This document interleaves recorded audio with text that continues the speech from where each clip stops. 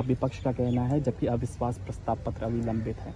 देखिए, संसदीय परंपरा, कानून, रूल्स, प्रैक्टिस, प्रोसीजर ये बताते हैं कि जब भी अविश्वास प्रस्ताव यानी कि नो कॉन्फिडेंस मोशन लोकसभा में जमा कराया जाता है और उसको स्वीकृति मिल जाती है माननीय सभापति द्वारा, माननीय स्पीकर द्वारा, तो कोई भी लेजिस्लेटिव बिजनेस यानी कि कोई भी विधेयक या बिल सदन के भीतर नहीं लाया जाता, उस पर मतदान नहीं किया जाता जब तक नो कॉन्फिडेंस मोशन का फैसला नहीं हो जाता।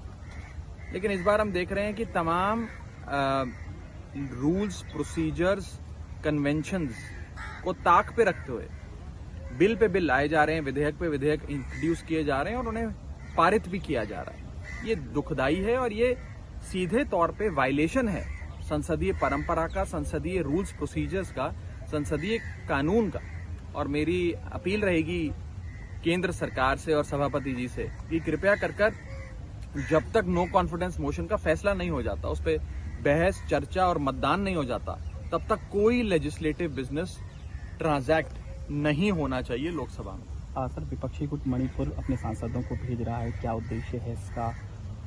देखिए, इंडिया ब्लॉक के साथी राजनीतिक दल अपने प्रतिनिधियों का एक समूह बनाकर पूरा इंडिया ब्लॉक का एक डेलीगेशन मणिपुर जाएगा और उद्देश्य बस इतना ही है कि मणिपुर में जाकर वहां की वस्तुस्थिति क्या है उसे देखें, समझें, मणिपुर के लोगों के साथ कंधे से कंधा मिलाकर खड़े हों, उनके आंसू पोंछने का प्रयास करें, उन्हें सांत्वना दें और वापस आकर संसद के भीतर सरकार को इन सारी चीजों से अवगत कराएं कि वास्तव में मणिपुर में हो क्या रहा है, मणिपुर क्यों जल रहा है, क्या वहां पे स्थिति है।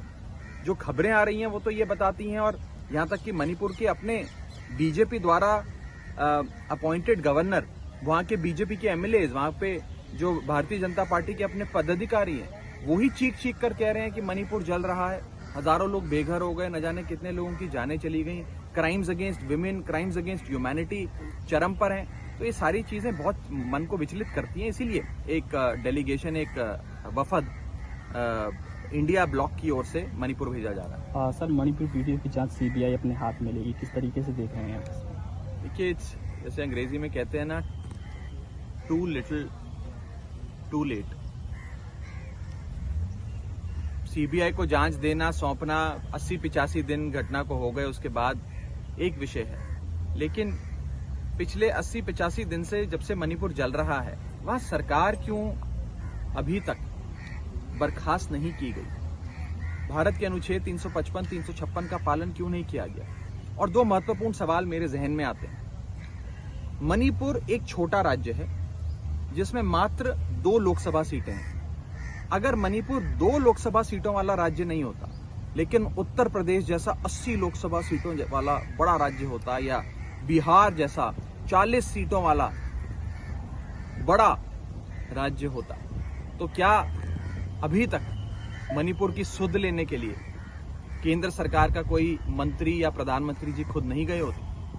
पहला सवाल, जरूर गए होते। और दूसरा बड़ा सवाल कि अगर मणिपुर में कोई गैर भाजपा राजनीतिक दल की सरकार होती, नॉन बीजेपी पॉलिटिकल पार्टी की गवर्नमेंट होती, तो क्या अभी तक मणिपुर में राष्ट्रपति शासन लागू नहीं किया गया होता? मेरा दूसरा सवाल, इसका जवाब भी हाँ है। मुझे लगता है ये सारी चीजें राजनीति से प्रेरित हैं। सर, ममता बनर्जी का बयान आया है, उन्होंने कहा है कि भाजपा बंगाल की छवि को खराब करने की कोशिश कर रही है, अशांति पैदा करने की कोशिश की जा रही है, योजना प्लानिंग की जा रही है। बीजेपी तो हर जगह जहां गैर भाजपा सरकार है वहां अस्थिरता, कानून व्यवस्था की समस्याएं, वहां पे law and order issues create करना, ये तो भारतीय जनता पार्टी का एक स्टैंडर्ड ऑपरेटिंग प्रोसीजर है जिसके तहत वो काम करते हैं।